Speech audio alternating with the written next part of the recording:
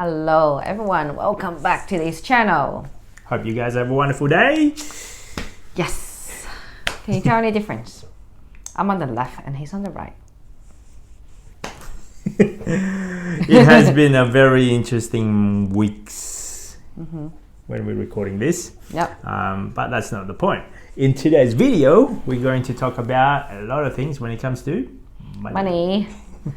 Well, what can we talk about money? A few days ago, we actually talked before, I'll actually have a conversation before we go to bed. Oh, and yeah. a topic that was rather interesting. And it's sort of... aha moment for you to make a video, like a content. So I content. know. It's so funny. Sometimes we just talk and we talk a lot about money, always talk about money. And you have to... I actually have to write it down because I'm like, okay, this is a great content before we go to bed. Yep. So here's what our next topic would be. Spending habits. Oh.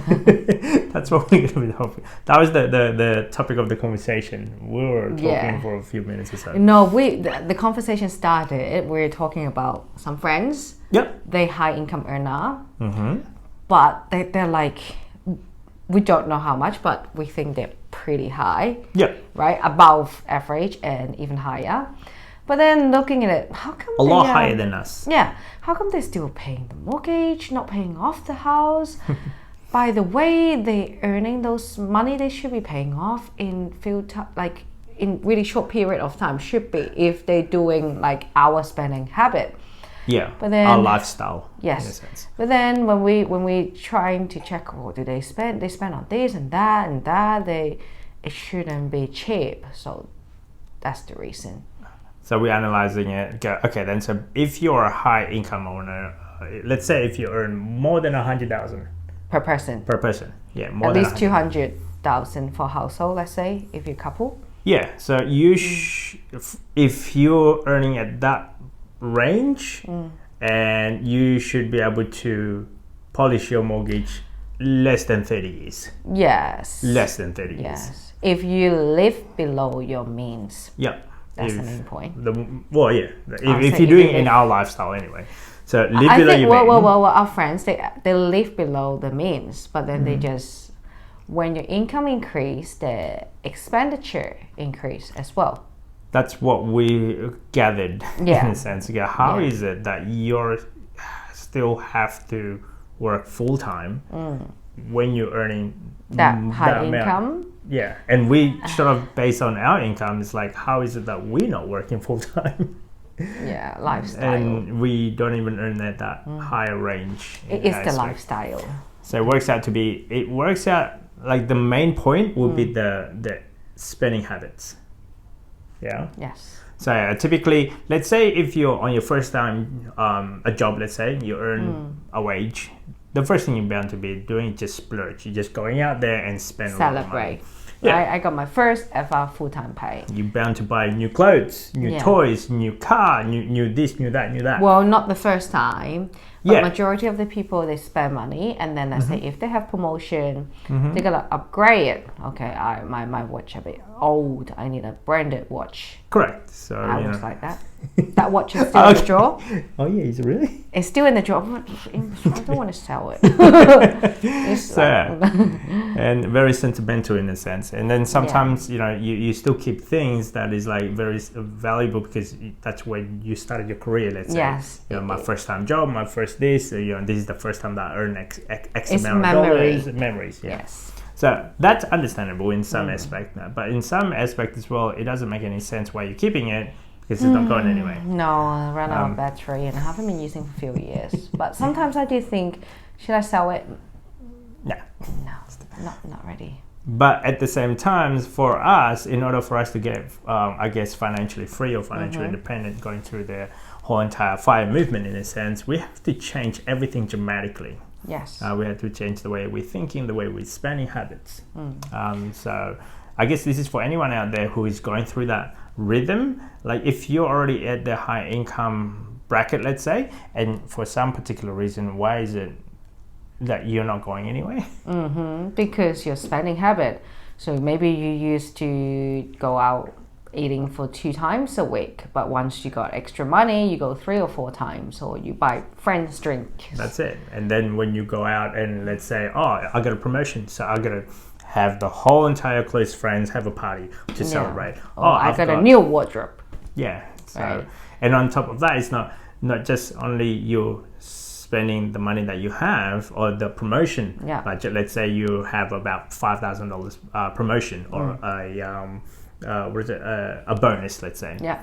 Some people will spend that $5,000 or if not more. So that's the bad bit. The 5 plus more, whatever the bonus is of X plus Y of credit card or consumer personal loan or a bigger car or a car finance and all that stuff. So for us, the funny data is not only us, for people if they're lower income bracket. Yeah, bracket. Lower income. Us. So we actually spend, let's say, I don't know, I just give an example. It's within your means, let's say 70 to 80% is your expenditure. Yep. But when you reach that middle class, median number in Australia, about 90 or 100,000 per person, the expenditure, they spend 80 to 90%. So you actually increase your spending habit proportionally higher than your previous earning. So it doesn't make sense. And then if you earn more than 100, then you you're going to probably spend end up more. going to spend about 100%. 110%. So, Yes, that's the problem. because you've got all of this membership, loyalty, and you probably have this high status of credit card. You've got this platinum, I don't know, gold, black card or whatnot. The membership you have to pay for, right? Just to gain access to this particular item, let's say. Yeah. Yeah, that to me doesn't make any sense. For us, we thought that was the way of life. I honestly thought at one stage, and it's like, hey, you only have access to this society of this, mythical group of elite, let's say, if you're really successful and you have all of these badges. Yeah. Yeah, whether You're it's the gonna credit show card, it off to people. exactly, the clothing, the credit card, the cars, and all that jazz. And I thought to myself, why am I chasing these mythical things that I thought it would make you look successful? Yeah, it's the materialistic. So people work hard, chase all these materialistic, and then showing off people that not paying your bill. Yeah. You just show them, tell them you made it, but they not paying your bill. They don't even know you. So why are you doing that? I was like that, dressing up, pretty, branding stuff, branded bags. Now I don't care. I wear the same thing every day. Now, coming where we are, it doesn't make any sense. Why are we buying all of this product or services that doesn't make any sense to us? I think that is kind of related to minimalistic too. Yeah, so we're trying to get as minimal as possible and realizing we only buy things that we need. Really need it. Yeah.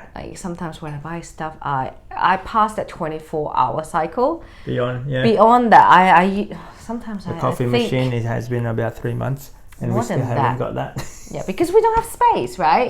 Is that? Yeah. And no, but now I think at least if I really need it, can I use something to replace it? And if I can't really, I think I've been thinking for a week, okay, then I'll get it. Yeah, and how frequently you're going to use this item? Yes, if it's a multi-purpose. Yeah. If I can use it for another purpose, yes, then I'll definitely get it.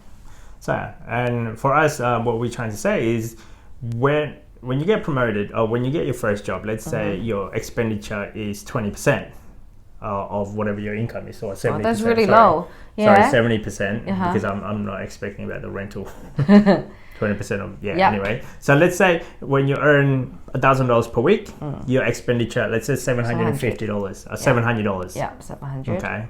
And then when you get promotion, bonuses and all that stuff, don't go straight away spend all of that. Let's say you promotion, it's because majority of the people from 1,000 go up to 1,500. For example, So the expenditure will jump up from 700 to 1,400. They double it.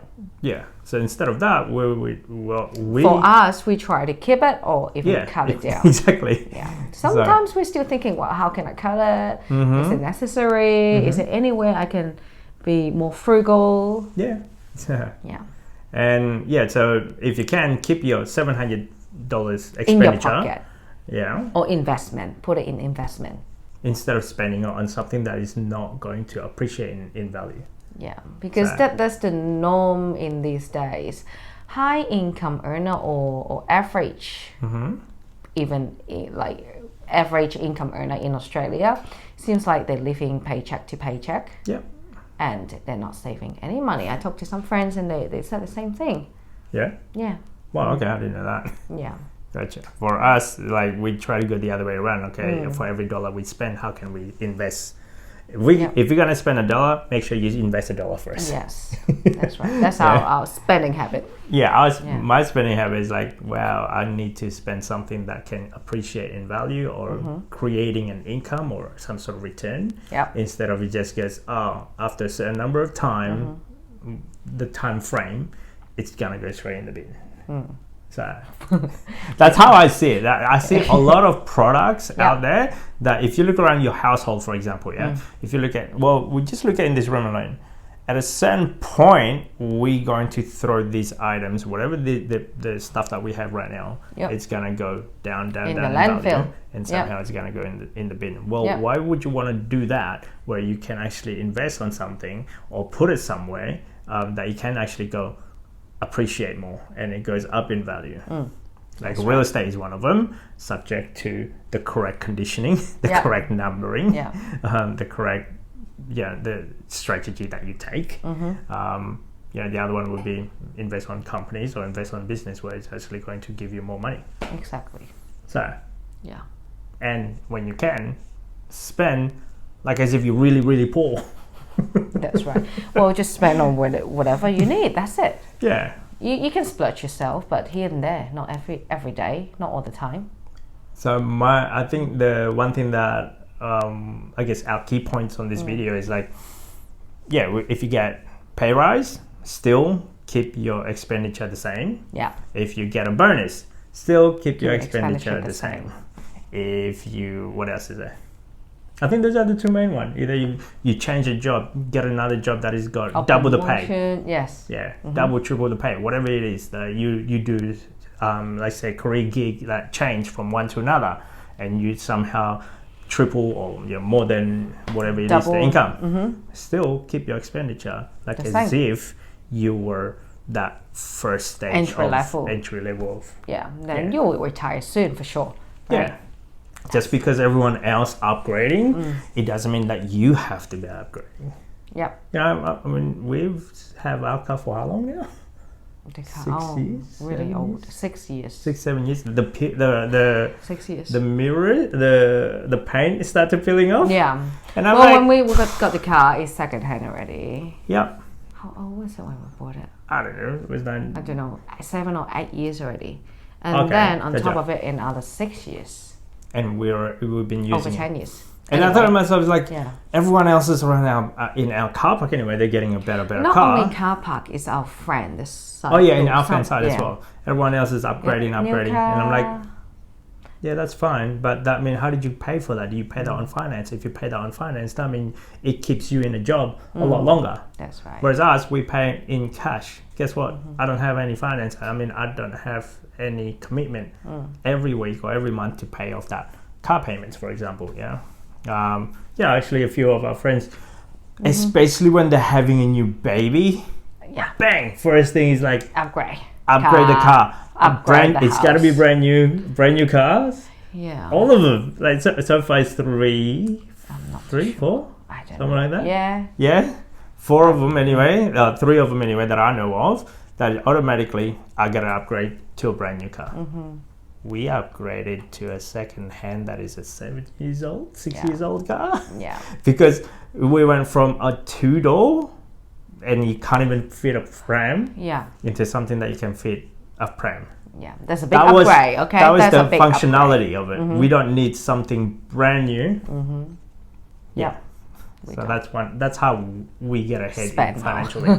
Yes. Yeah, and even that alone, it was a friend we bought it because they were upgrading.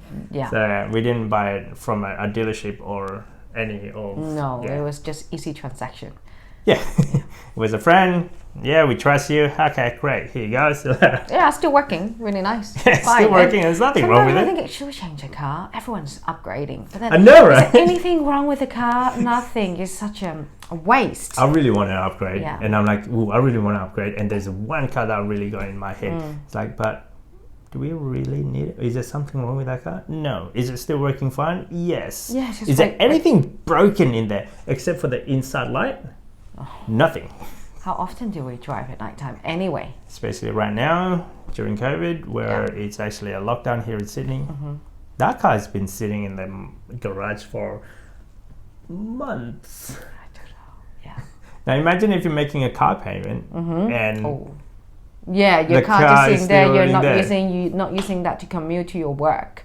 Is that a waste? Because in Australia, in particular, a lot of people they purchase a car to go to work because transportation is not ideal in here. it's good if you're in the CBD, like if you're in the city, in a big city, then yes. But if you're in a suburb, that's Yeah, when somewhere. it started to go, okay, you really need to have a car. Yes. And yeah, for us, it's like, thinking twice. Yeah, now. imagine you have a car payment to go. Yeah. Lockdown, you lost your income. Yeah, and you still have commitment Pay the car. to pay the car. How would you survive? How? Actually, that's what I see once in a while. I guess, how is these people still able to afford this? What do you mean? Afford the car payments? Well, I like, don't know. anyway. Saving, hopefully. Hopefully. Anyway, that's just our 2 cents when it comes to, I guess, Spending habits. Spending habits. Yeah, related to your income. Mm-hmm. Yeah. Hope it helps. Don't forget to subscribe, comment, and See you next time. bye.